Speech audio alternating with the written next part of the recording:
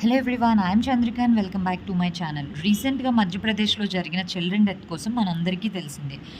పిల్లలు చనిపోవడానికి గల ముఖ్య కారణం కాఫ్ సిరప్ కన్జ్యూమ్ చేయడం. ఇది ఇప్పుడే కాదు, మోర్ దాన్ 2-3 ఇయర్స్గా జరుగుతున్న విషయమే.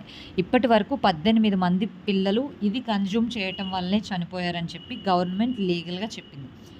అయినప్పటికీ ఆల్ ఓవర్ ఇండియాలో బ్యాన్ చేసిన ఈ కోల్డ్ డ్రిఫ్ కాఫ్ సిరప్ని మధ్యప్రదేశ్లో లీగల్గా మ్యానుఫ్యాక్చరింగ్ చేస్తున్నారు. కొన్ని ఫార్మసీస్ ఇంకా ఫార్మాస్యూటిక్స్లో ఇప్పటి వరకు అది సెల్లింగ్ జరుగుతూనే ఉంది.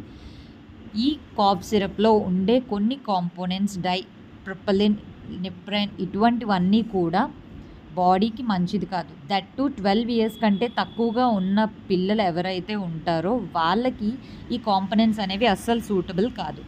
వాళ్ళు ఇది కన్జ్యూమ్ చేయడం వల్ల, ఎక్సెసివ్ కన్జప్షన్ చేయడం వలన ఆర్గాన్ డిస్ఫంక్షన్ జరిగి వాళ్ళ కిడ్నీస్ అనేవి కొలాప్స్ అయ్యి రీసెంట్ టైమ్స్లో డయాలసిస్ చేస్తూ పిల్లల డెత్ అనేది జరిగింది. సో ఆర్గాన్ డిస్ఫంక్షన్ గల ముఖ్య కారణం అందులో ఉండే కాంపోనెంట్స్ కిడ్నీస్కి ఎఫెక్ట్ అయ్యి కిడ్నీస్ అనేవి కొలాప్స్ అవ్వటం వల్ల డయాలసిస్ చేయాల్సి వచ్చింది.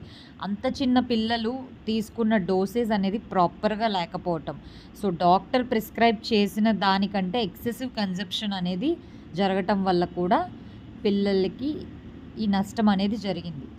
డాక్టర్ ఏది ప్రిస్క్రైబ్ చేసినా ఎంత క్వాంటిటీ మాత్రం ప్రిస్క్రైబ్ చేస్తారో అంత క్వాంటిటీ మాత్రమే ఇవ్వండి.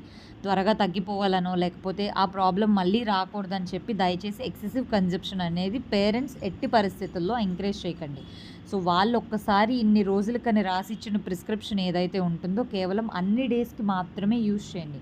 Excessive consumption leads to excessive loss. దయచేసి ప్రతి ఒక్కరు కూడా దీనికోసం అవేర్గా ఉండండి.